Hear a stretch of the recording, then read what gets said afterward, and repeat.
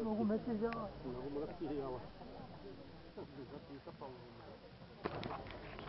Добър ден на всички пчелари! За мен е удоволствие след 10 години отново да бъда на Биклемето. Едно хубаво място, една прекрасна среща на пчеларите от север и юг. Сега, предварителната ни оговорка за лекцията, която съм подготвила, е свързана, лекцията да бъде свързана с храненето на пчелите. В тази връзка искам да кажа, че самото наименование хранене на пчелите някак си не може да се приеме в истинския смисъл, защото вие всички знаете, че медоносната пчела е насекомо, което само си събира, само си принася, само си внася в жилището, складира, консервира храната. Тоест не е като другите селско-стопански животни, при които човека ежедневно е ангажиран с изхранването. Ето защо съм съгласна с обявената тема на лекцията – начини за подхранване на пчелните семейства. При пчелните семейства като хранене приемаме подхранването, т.е. не ежедневно, а само в определени моменти подпомагане на медоносните пчели и на семейството като цяло. Защо се налага подхранване на пчелните семейства? Защото макар и малка по територия, нашата страна има обособени райони с различни условия. И климатични, и в медоносно отношение, т.е. свързано с медоносната растителност. Така че в различните райони, в един или друг период, се налага пчеларите да се намесят в живота на пчелното семейство, като ги подпомагат чрез добавяне или стимулиране с храна. В тази връзка е много важно този, който се занимава с пчеларство, добре да познава особеностите на пчелния организъм, изискванията на пчелния организъм към различните видове храни, защото едно безразборно подхранване, без да се съобразим с пчелата, не е от полза нито на пчеларя, нито на пчеларя. Както споменах, важно е пчеларите да са запознати с това какви са изискванията на пчелния организъм към хранителните вещества. Както и храната на човека, така и храната на пчелите е съставена основно от вода и сухо вещество. Към сухото вещество се отнасят захарите, въглехидратите, белтъчините, мазнини, витамини, минерални вещества и целулоза. Значи всички тези съставки са включени в храната. Дали дадена храна, която ще подаваме на пчелните семейства, е пълноценна или не, зависи преди всичко от химичния ѝ състав, зависи от усвояемостта и смилуемостта от пчелният организъм. Тоест съставките, които включва храната, трябва лесно да се усвояват от пчелният организъм. Съвсем накратко ще спра вниманието ви върху тези съставки на храната, които са най-важни за пчелният организъм и които трябва в висока степен или в по-ниска степен да присъстват при подхранването на пчелните семейства. Започвам с първата важна съставка, това са въглехидратите или захарите. Вие всички знаете, че основната храна на пчелите е нектара и меда. Това е една изцяло въглехидратна храна. В тази връзка трябва да обърнем внимание, че в процеса на еволюцията пчелата така се е приспособила, че задължително в нейната храна трябва да присъстват захари. Това е задължителна съставка за пчелите. Въглехидратите или захари. Пчелите и пчелните ларви не могат да се синтезират, не могат да си получават, да се продуцират въглехидрати от другите съставки на храната. Тоест, пак повтарям, въглехидратите задължително трябва да присъстват в храната на пчелите. Те се използват от пчелите основно като източник на енергия, като енергетичен източник. Вторият важен компонент на храната, това са белтъчините или протеините.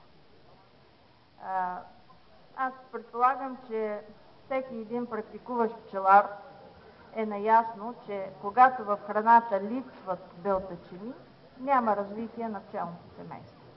Не се отглежда пилот и семейството не се развива.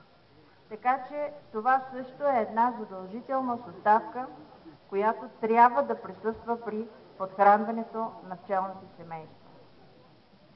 Като говорим за белтъчини, трябва да обърнем внимание на това, че по-пълноценни са белтъчините, които подаваме като храна, когато съдържат в по-висока степен така наречените незаменими аминокиселини. Това е пълноценната храна. Само така с няколко думи, за да подчертая голямото значение на протеините, на белтъчините и на аминокиселините за хранене на пчелите, ще ви спомена в кои процеси участват тези съставки от храната. Участват при формиране на масното тяло. Това, което е много важно при есенните пчели, при зимуващите пчели. Натрупване на резерви в масното тяло. Участват при формиране на външната, на твърдата обвивка на тялото на пчелите. Участват при обезвреждане на токсини, на отрови, попаднали в пчелният организъм. Регулират дейността на жлезите, като восъчните жлези, хипофарингеалните жлези и играят важна роля при превръщане на ларвичката в какавида. Както споменах, белтъчините постъпват с храната на пчелата при подхранване и участват в следните процеси. Растеж и развитие на пилот. Аз в началото подчертах, че няма ли белтъчини, не се отглежда пилот. Участват в растежа и развитието на младите пчели и на пчелите майки. Ако с храната не се получават белтъчини, младите пчели остават недоразвити, не се развиват жлезите им, а пчелите майки са с много ниска яйценосливост. Белтъчините участват и в развитието и секреторната активност на жлезите, аз ви споменах, и восъчните жлези, и хипофарингеалните жлези не могат да отделят съответно восък или пчелно млечице, ако в храната на пчелите липсват белтъчини. И последният процес, в който участват и са важни белтъчините, това е достигане на оптимално биологично развитие на старите пчели. Какво имам предвид? Пчели, които са подхранвани само с мед, само с въглехидратна храна, остават с недоразвито масно тяло и се намалява продължителността им на живот. Това е само един пример. Следващата съставка на храната, това са мазнините. Тук обаче трябва да ви обърна внимание, че пчелите могат да си произвеждат мазнини, необходими за развитието, от другите съставки на храната. Така че мазнините не се явяват задължителен компонент на храната. Може и да са в минимално количество. Тоест, те не са незаменими за пчелния организъм. Независимо от това обаче, мазнините имат известна роля за развитието на пчелите, на пчелният индивид и на пчелното семейство. Първо, за това, че те се натрупват в организма, в пчелния организъм и специално в масното тяло, което е много важно за зимуващите пчели и разбира се, така подпомагат иззимуването, успешното иззимуване на пчелното семейство. Следващия компонент на храната, това е водата. Водата е съставна част от пчелния организъм, така че пчелите не могат без вода. В мускулната тъкан, например, водното съдържание е около 80%, а в пчелната кръв е някъде около 80 до 90%. Така че, пак казвам, водата е задължителна съставка на храната.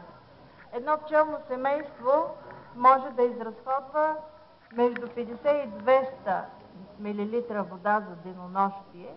Това зависи от физиологичното състояние на пчелите, от сезона зависи. 200 мл вода е необходимо през летните месеци, когато температурите са високи. Минералните вещества също задължителна съставка на храната.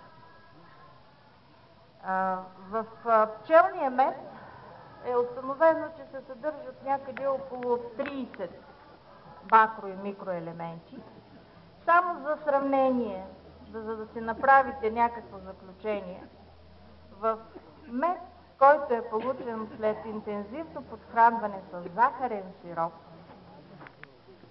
липсват 17 макро- и микроелементи. Тоест,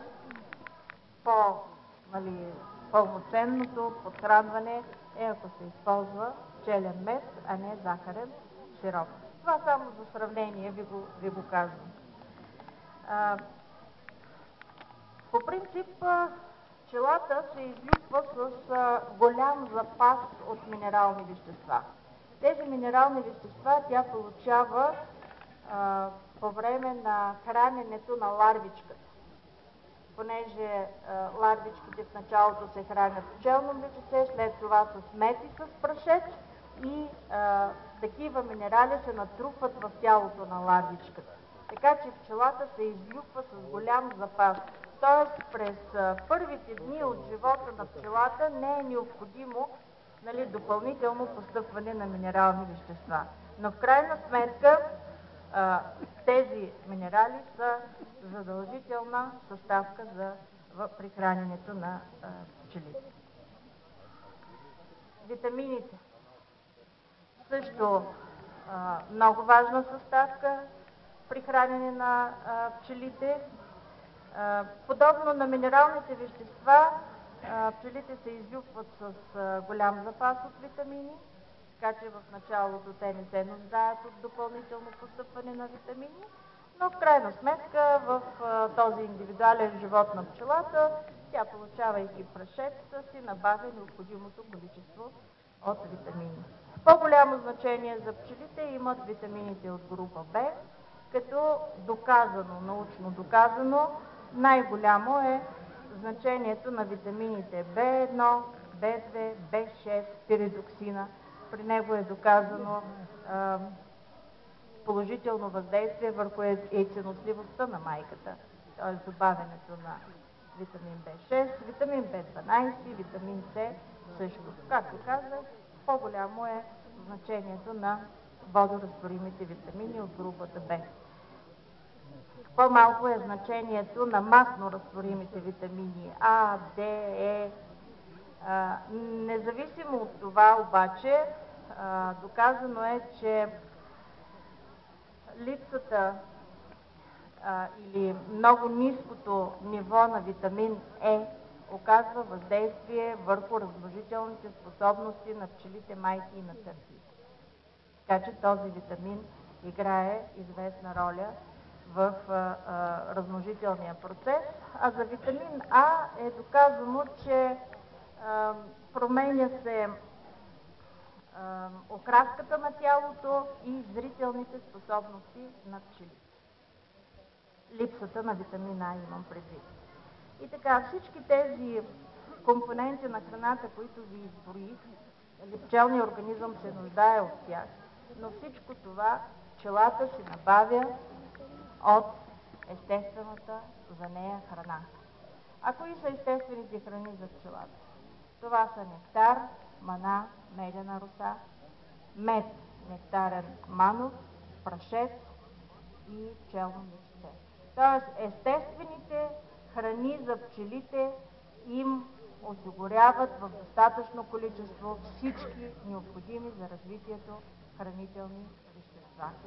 Затова аз подробно няма да се спирам на естествените храни, само ще маркирам с по едно-две изречения.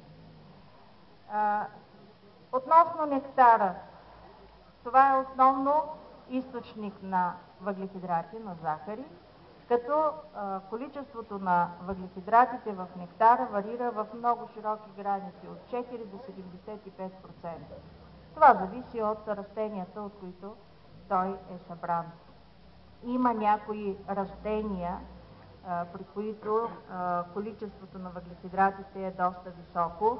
Например, при нектара от липата захарите са между 22 и 72%, т.е. много високо съдържание на въглехидрати, а и при червената дизелина нектара също между 15 и 71%. По принцип, оптималната концентрация на захари, която пчелите предпочитат, е между 50 и 56%. Когато обаче концентрацията на захарите е под 5%, пчелите не събират такъв нектар. Те не го разпознават като сладко вещество и не го събират. Казахме, маната, медената роса, също естествени храни. Това, което само ще ви припомня, защото съм сигурна, че всички вие го знаете, че в маната е по-високо съдържанието на минералните вещества, което определя токсичността на маната, респективно на мановия мед за пчелите, когато той е оставен през зимния период в пчелните гнезда. Меда, това е също естествена храна за пчелите, основно източник на въглехидрати. Само за ваше сведение, меда се усвоява от пчелния организъм почти напълно. Само около 1 до 2% са несмилаемите съставки в меда. Тоест пчелата почти на 100% усвоява меда. Защо е така? Защото при подготовката, преработката на нектара в мед протичат 3 важни процеса. Първият процес, това е изпаряване на излишната вода.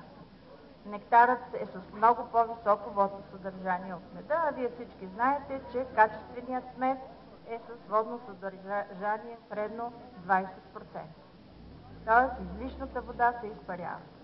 Другия много важен процес, който довежда до тази пълна смилаемост на меда от пчелите, това е разграждането на сложните захари до глюкоза и фруктоза. Този процес протича по време на преработката на нектара в мед. Сложните захари, преди всичко захарозата, се разграждат до глюкоза и фруктоза. И още един процес, това е повишаване киселинността на меда. Всички тези процеси, които ви изброих, имат и определен биологичен смисъл. Този концентриран разтвор на захари с ниско водно съдържание трудно ферментира. Освен това, в този концентриран разтвор, захарен разтвор с висока киселинност, не се развиват патогенни организми. Ето ви обяснението, защо при изкупуване на пчелен мед не се прави микробиологично изследване. Защото в меда не може да се развиват такива организми. Прашецът. също естествена храна за пчелите. Всички знаете, пчелите го принасят под формата на топченца, наслагват го в питите. И тук трябва да разграничим прашеца. Всъщност прашеца като храна на пчелите е два вида. Единият е този, който пчелите принасят като топченца. Това е цветния прашец. И другия прашец е този, който пчелите са складирали в килийките. Това е така наречения пчелен прашец. В нашата страна много рядко ги разграничаваме като термини, но в чуждата литература има две наименования. Например, на руски паелца се нарича прашеца, който пчелите принасят като топченца, а перга е този, който е в килийки. А на английски полън е прашеца, който пчелите принасят като топченца, а забележете bee bread, което буквално преведено означава пчелен хляб, това е прашеца, складиран в килийки. И това последното наименование, което ви казах, пчелен хляб за прашеца в килийките, трябва да можете да направите заключение, кой от двата вида прашец е по-пълноценен за пчелните семейства. Този, който е складиран в килийките. Защото когато пчелите го наслагат в килийките, заливат с мед и протича млечно-кисела ферментация, която променя състава на прашеца, химичния състав на прашеца в килийките. Много отдавна, още през 1954 година, една швейцарка, която много се занимава с въпроса за хранене на пчелите, Ана Маурицио, прави класификация на прашеца от различни растения, като тази класификация е обоснована от ценността, хранителната ценност на прашеца за пчели. Така че тя определя три групи прашеца. Първата група, това е прашец с висока биологична ценност и тук попадат прашеца от върбата ива, тази планинската върба, от кестен, червена, бяла детелина, круша, комунига и други. Втората група е прашец с средна или относително висока ценност. Това е прашеца от слънчоглед, глухарче, царевица и други. И третата група, прашец с ниска хранителна ценност, стойност.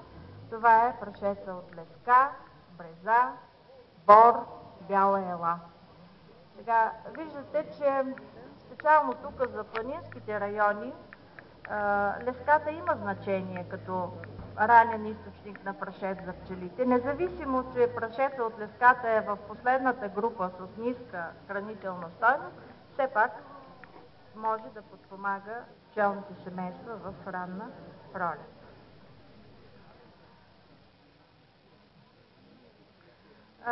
Друго, което бих казала така за прашеца, е смилаемостта му от пчелният организъм. Всъщност прашеца, който пчелите събират като топченца, има около 21 до 27% несмилаеми съставки. Това е преди всичко целулозата и така тези обвивките на поленовите зрънца.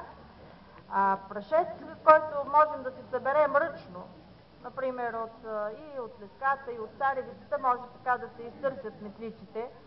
Този ръчно събрание, при който няма намесата на пчелите, то е с по-висок процент несмилаеми съставки, до 36% са несмилаемите съставки. И понеже аз говорих за прашеца в питите, малко факти. Хранителната стойност на складирания в питите прашец е 3 пъти по-висока от прясно събрания прашец и 9 пъти по-висока от който и да е прашецов заместител. Така че при подхранване на пчелите знаете, че много често се добавят такива белтъчни добавки, така наречените прашецови заместители, не могат да се сравнят по смилаемост и по хранителна стойност на прашесто. Пчелното млечице, това е другият естествен продукт, естествена храна за пчелите. Трябва да вие знаете всъщност, че пчелното млечице се явява храна за пчелните майки от излюпване на ларвата до края на живота на майката и за пчелите работнички само през първите 2 дни от стадия ларва. Най-важното биологично свойство на пчелното млечице е способността му да превръща пчелната ларва в пчелна майка. Защото при производството на пчели майки, знаете, че се вземат ларвички на определена възраст и когато храненето и тези ларвички са в килийки за пчели работнички, но когато храненето се промени и остане пак само пчелно млечице, от тази ларва може да се излюпи, да се получи пчела майка. Това е по отношение на изискванията на пчелите и естествените храни. При храненето на пчелите протичат 2 важни процеса. Първият процес, това е храносмилането, и вторият е обмяната на вещества. Така може да звучи доста сложно, но аз ще се опитам съвсем така достъпно да ви обясня каква е същността на тези процеси. Защо се налага да обясним тези процеси? Защото трябва да сме наясно какво може да усвояват пчелите и с колко усилия усвояват определените храни, които им подаваме. Първият процес, казахме, това е храносмилането. Това е процес, при който сложните хранителни вещества, т.е. ние с храната подаваме на пчелите някакви вещества, но те са сложни за пчелният организъм. И всъщност, когато пчелите поемат тези хранителни вещества вътре в организма, става разграждане на тези сложни хранителни вещества до по-прости, които организма може да усвои. И разбира се, тези прости вещества вече да бъдат в полза на пчелният организъм. Това е храносмилането. При храносмилането участват ензими, които разграждат определените вещества. Например, инвертазата разгражда въглехидратите, липазата разгражда мазнините, а 3 ензима протеазотоксин и трипсин разграждат белтъчините. И сега, какво представлява, по какъв начин всъщност пчелата, пчелния организъм разгражда тези сложни вещества? Глюкозата и фруктозата, т.е. от въглехидратите, глюкозата и фруктозата не се подлагат на разграждане. Те се поемат директно от пчелният организъм, усвояват се на 100%. Ето защо аз ви казах, че при меда има само 1-2% несмилаеми съставки, защото в меда основното количество въглехидрати това са глюкоза и фруктоза. По-сложните захари, така наречените дизахариди, но като пример ще ви дам, това е захарозата, която се съдържа в обикновената захар. Тя е по-сложен въглехидрат. Не могат да я усвоят директно.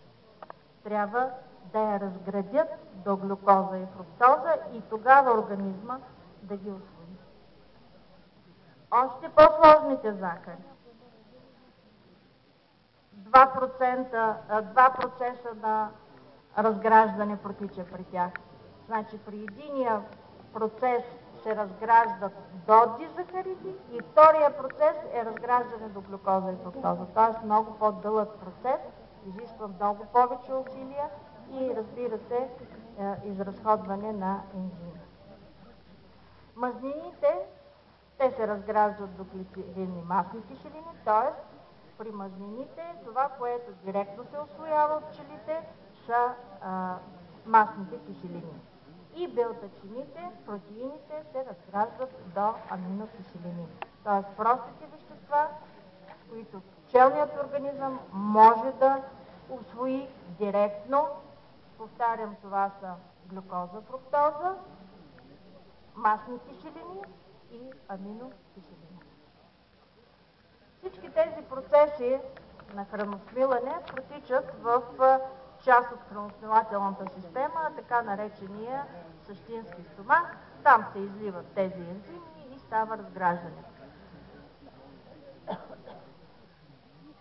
Пак в същият дял от храносмилателната система, тези получени прости хранителни вещества се просмукват през стените на стомахчето и попадат в кръвта на пчелите, така се разнасят вече навсякъде в пчелното тяло, до всички органи, тъкани и клетки на пчелният организъм. Вторият важен процес, това е обмяната на веществата, т.е. тези прости хранителни вещества, когато са попаднали в клетките, какво се получава с тях? В клетките става превръщане на скритата енергия в тези прости вещества в топлинна, механична или друг вид енергия и, разбира се,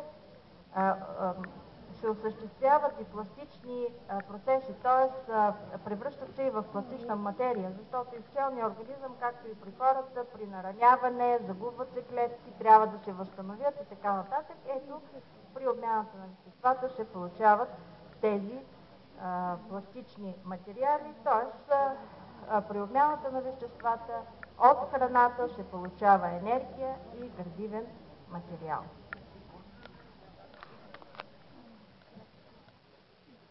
Ще спомена само, че при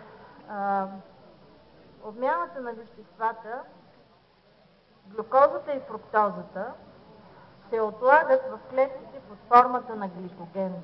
И само когато на пчелният организъм му е необходимо като градивен материал или нещо друго за енергия, тогава този гликоген се разгражда до гроздова захар.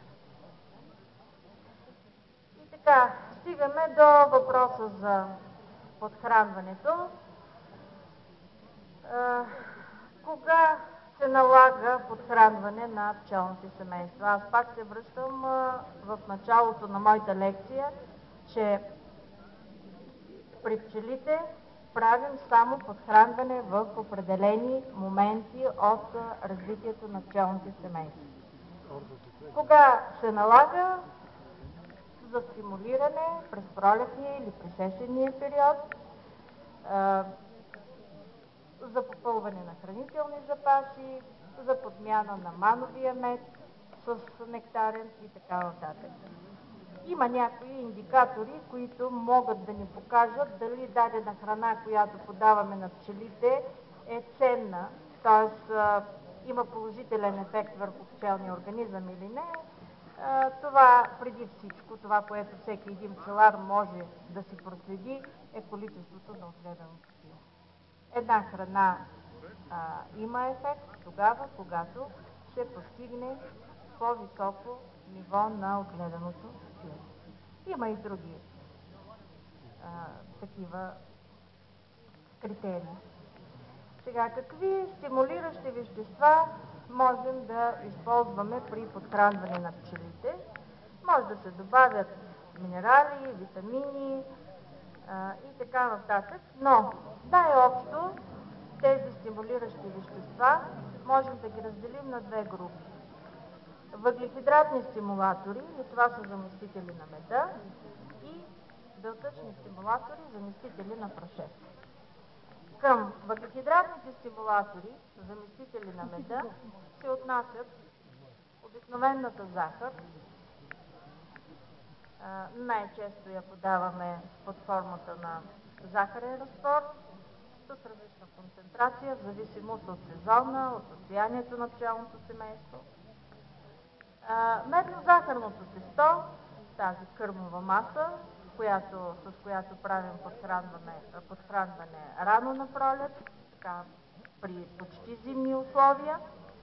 Суха захар, аз видях тук сега, чакайки си реда, представители на пловдивските пчелари, това е техен патент, храненето с суха захар, макар че моите пътувания до различни градове и срещата с пчелари ми показва, че към такова подхранване пристъпват и много други пчелари, не само в Пловдивския регион. Когато се пристъпва към подхранване с такива въглехидратни стимулатори, едно важно условие е в пчелните гнезда да има прашец или да постъпва, макар и в минимално количество, прашец от околната среда. Други въглехидратни стимулатори, тук можем да споменем глюкозо-фруктозните сиропи и изосоид. Аз имам малко по-различно мнение за тези глюкозо-фруктозни сиропи. Разбира се, това е мое мнение и не го налагам на никой, но за мен малко подвеждащо е наименованието глюкозо-фруктозен сироп. Защото аз до сега ви говорих, че глюкозата и фруктозата директно се усвояват от организма. Но това не се отнася за тези сиропи. Защото изосоид представлява пречистен, концентриран воден разтвор, получен при разграждане, ензимно разграждане на царевично нечисте. Оказва се, че около 60% от тези сиропи не може да се усвояват от пчелният организъм. Но понеже те се продават под наименованието глюкозо-фруктозен сироп, и това може да подведе пчеларите. Аз това, което ви казвам, не го казвам така самоцелно. В крайна сметка имам наблюдение, правила съм проучвания с подхранване с изосоид и за това изказвам такова мнение. Тоест, то не е без някаква основа. Това, което искам да ви кажа, още през 1997 година в секцията по пчеларство в института в Костинброд беше направено едно такова изпитване, есенно подхранване с изосоид и се оказа, че няма предимство това подхранване на пчелните семейства през есенния период в сравнение с захарния сироп. Получи се една висока смъртност на пчелните семейства, много рано така ослабнаха по сила семействата, получи се една такава диария при пчелите. Това е първото, което ме кара да мисля, че тези сиропи така не са най-подходящи. И второто, това е едно изследване, в което аз лично съм участвала с колеги от ветеринарно-медицински факултет в нашия университет. Решихме да проверим състава на меда, който се получава от пчелни семейства, подхранвани с изосоид. Разбира се, ако този изосоид се дава в малки количества като подбудително подхранване, добре, но когато се дава в големи количества, интензивно, тогава пчелите с много малка намеса го вкарват директно в питите и понеже той много бързо се втвърдява, получава се една твърда маса в питите и няма изваждане. Освен това, меда, който ние изследвахме, се оказа, че много ниско е съдържанието на инвертазата, ниска инвертазна активност и ниско съдържание на ензима пролин. Тези две неща са свързани с зрелостта на меда. Тоест, меда, който се получава чрез подхранване с изосоид, в по-големи количества, не е достатъчно зрял и не е в истинския смисъл на думата мед. Така, други въглехидратни стимулатори, това, което тук напоследък се прави, това е прилагането на инвертирани сиропи. Да, тези сиропи наистина може да се приемат като по-безвредни, защото при инвертирането всички знаете, че предварително сложните захари се разграждат до глюкоза и фруктоза И по този начин, дори хранейки с такъв сироп, ние не изтощаваме пчелите, не ги принуждаваме да преработват допълнително този сироп. Така че инвертираните сиропи са един добър въглехидратен заместител всъщност на меда. Много отдавна са установени 3 начина за инвертиране на захарния сироп. Първият начин е чрез добавяне на киселини. Това е най-бързият начин, но при добавянето на киселини се увеличава количеството на хидроксиметилфурфурол в получения сироп, в получения разтвор, което е вредно за пчелите. Другият начин, който е много бавен, изисква повече условия. Само секунда. Това е добавяне към сиропа на пчелен мед. Тоест да се използва естественото съдържание на инвертаза в пчелния мед. Този процес е много бавен, някъде около 10 до 14 дни протича процеса, изисква поддържане на определена температура, но е най-безвреден за пчелите. Тоест, разгражда се до определена степен захарозата, така до доста ниска степен и може да се дава на пчелите без да окаже отрицателно въздействие върху тях. И третият начин е към захарния сироп да се добавя концентриран пречистен ензим инвертаза, който се получава от дрожджи. Винаги съм си мислила, може би така допреди, дори миналата година, така до към средата, съм си мислила, че това инвертиране с добавка на сух ензим инвертаза е трудно достъпно за пчеларите. Обаче се оказа, че не е точно така. Оказа се, че има възможност пчеларите да се набавят такъв ензим и да добавят към захарния разтвор. Нищо лошо няма в това. Нищо лошо. Да, много лесно става, бързо става и така нататък. Има обаче един малък проблем. Всеки, който разпространява, продава този ензим, сух ензим, на опаковката е написана дозировката. И всъщност пчеларите трябва да спазват тази дозировка, когато добавят към захарния сироп. Защото какво се получава? Пчеларите се презастраховат, добавят по-голямо количество от този ензим и в процеса на инвертиране този ензим не може да се деактивира. Остава такива активни дрожди, активен ензим. Защо ви го казвам това? Тази година, в началото на годината, получих на имейла си едно писмо, едно записване. Трябва ли да се деактивира инвертазата, когато при инвертиране на сироп? За мен това беше един такъв несвойствен въпрос, защото аз си мисля, че когато се добави този сух ензим, той се деактивира в процеса на инвертиране. Така че нямах отговор.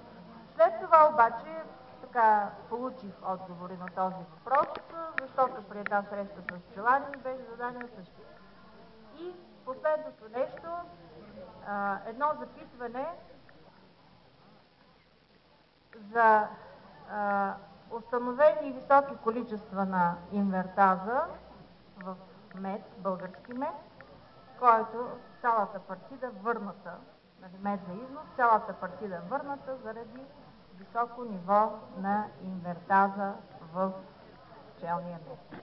Значи при пчелния мед има точно определено, пределно допустима граница на инвертазна активност.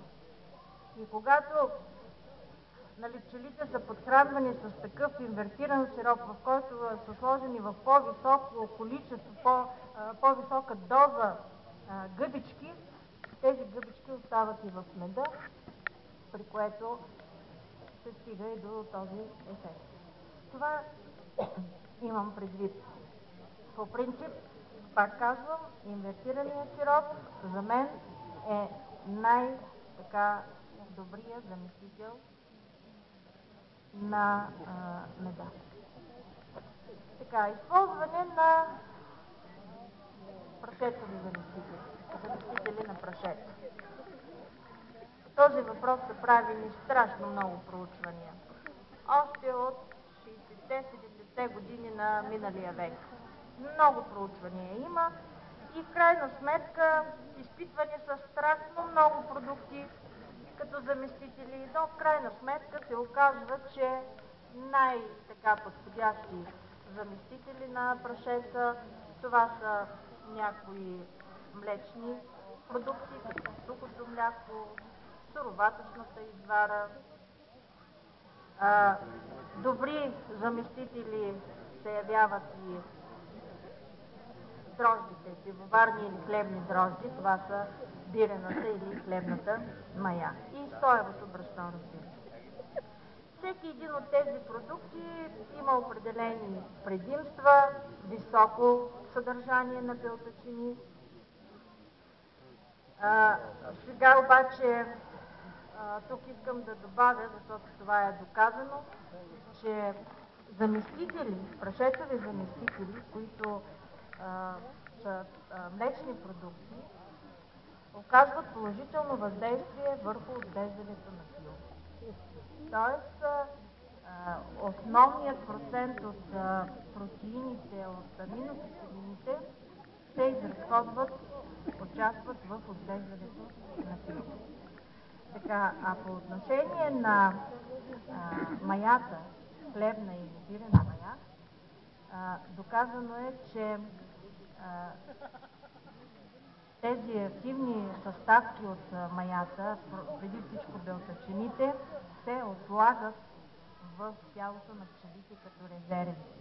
Затова аз и в края като заключение ще ви кажа, че когато се използват такива белтъчни заместители на прашеца, трябва да се отчита тяхното влияние. Така че ако се прави такова подхранване през пролетта, трябва да се предпочитат заместители на млечна основа. А когато се прави есенното подхранване, като заместител да се включват дрожжите, да се включва маята. Соевото брашно, трябва да ви кажа, че има страшно много публикации за използване на соевото брашно като заместител на прашеца, макар че много висок е процента на несмилаемите съставки в него, някъде около 50% пчелите не могат да усвояват. В нашата страна също са правени много проучвания по тези въпроси. Аз ще ви спомена само накратко резултати от мое проучване. Всъщност, използването на прашецови заместители при подхранване на пчелите, това беше темата на първата ми дисертация.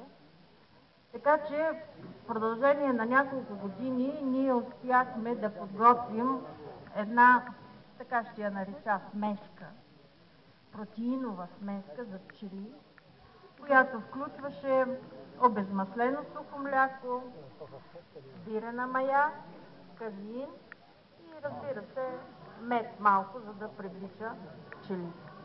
Бяхме направили до такъв състав, който да отговаря на състава на прашеца, събран от пчелите в нашия район. Нали, с някъде около 25 до 27% белтъчно съдържание в тази смеска. Какво се оказа обаче? Когато тази смеска я даваме 100%, т.е. ние смесваме с друго, само нея, пчелите не я консумират. Тогава, когато от тази смеска слагаме определен процент към тесто, към медно-захарно тесто, тогава вече се получава, нали, я консумират и се получава, нали, положителният ефект. И всъщност ние доказахме, че през пролетния период около 10-20% трябва да е участието на смеската в храната, а през есенния период може да бъде и малко по-висок процент, 20-30%.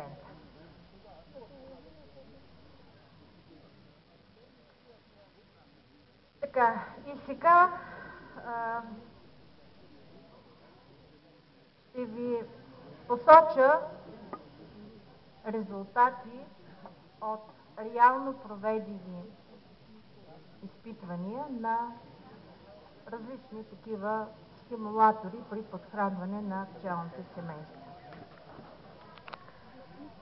В началото, като започнах като научен работник в Тракийския университет, се занимавах с витамините като стимулатори.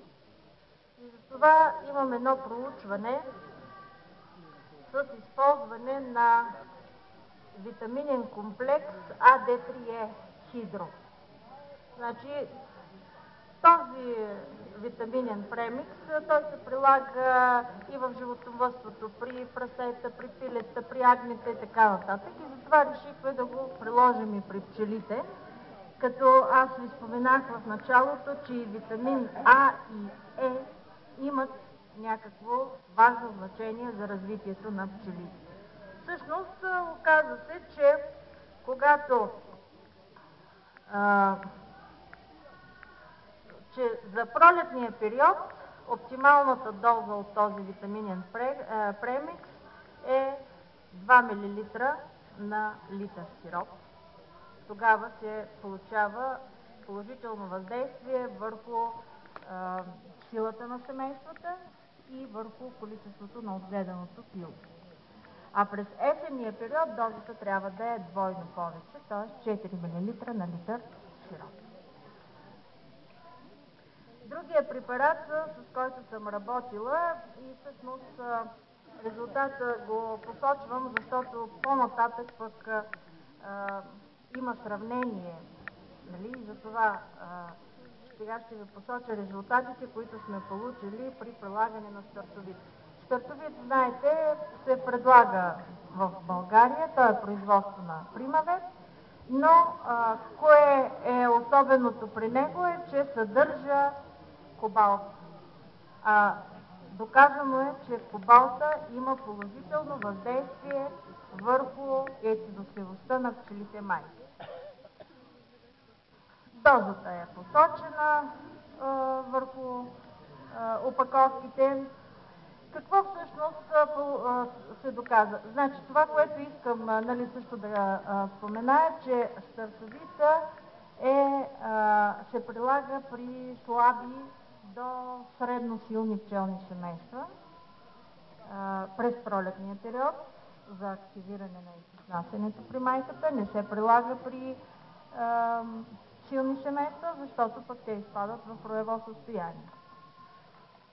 Така, подхранването е правено само през пролетта, т.е. ние постигнахме с около 47% повече по-висока, по-голяма сила при пчелните семейства в сравнение с семейства, които са получавали, да кажем, само захарен сироп, без добавката на стартовид. Получихме с 76% повече пил в тези семейства.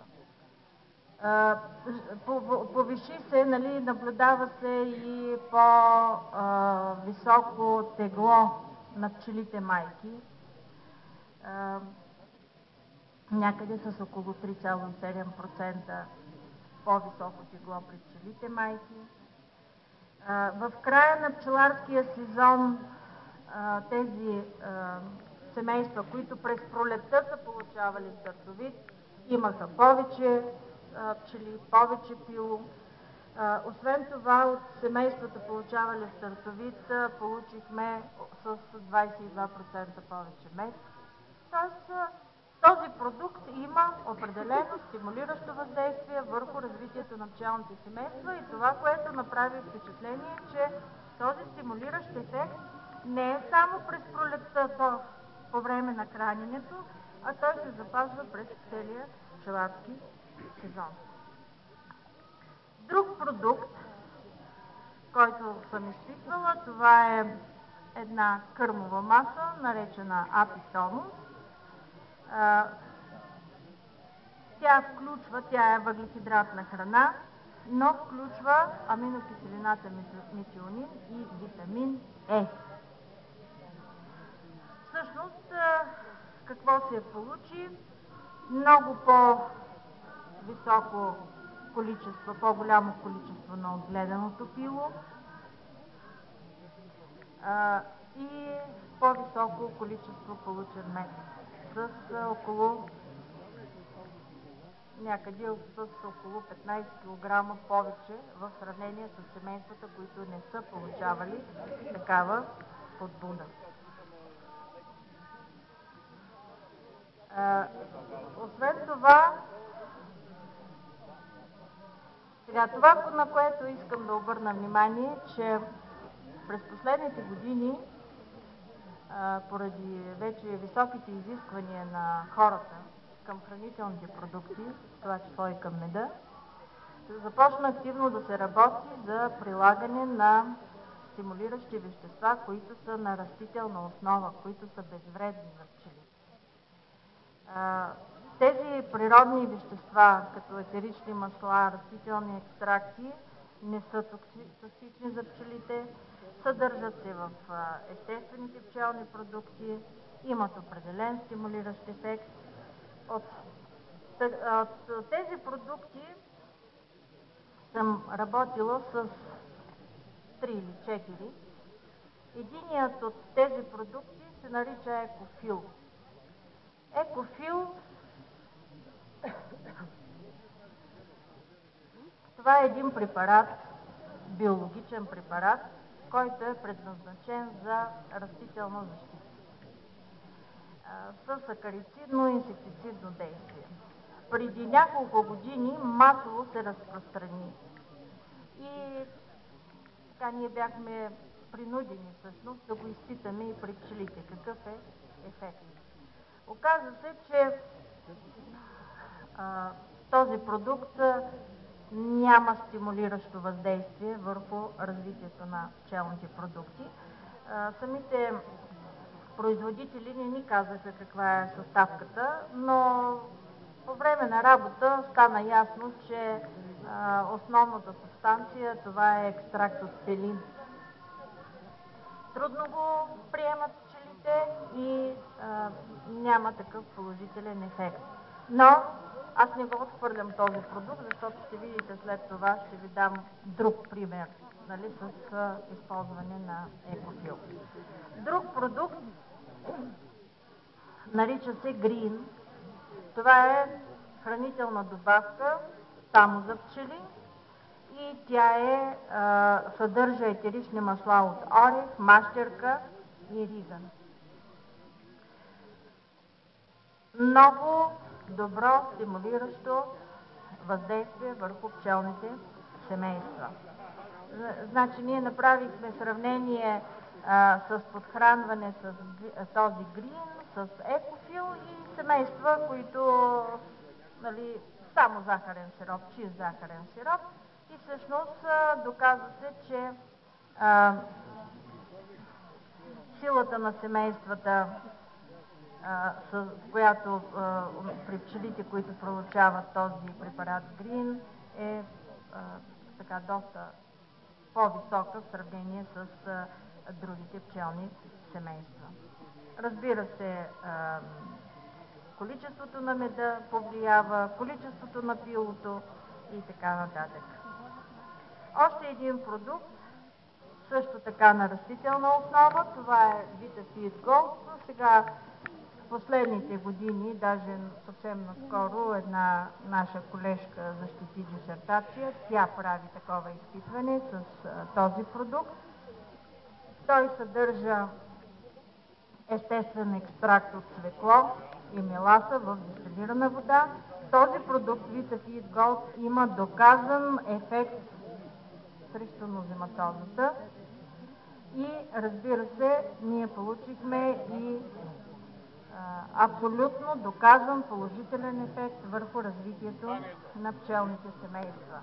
Както през пролетния период, така и през есенния период, много по-висока сила на семействата, т.е. повече пчели в пчелните гнезда, много повече пило отгледано в пчелните гнезда. Този продукт Витафит Голд го изпитахме, всъщност препарирахме и жлези, хипофарингеални жлези, които отделят млечице.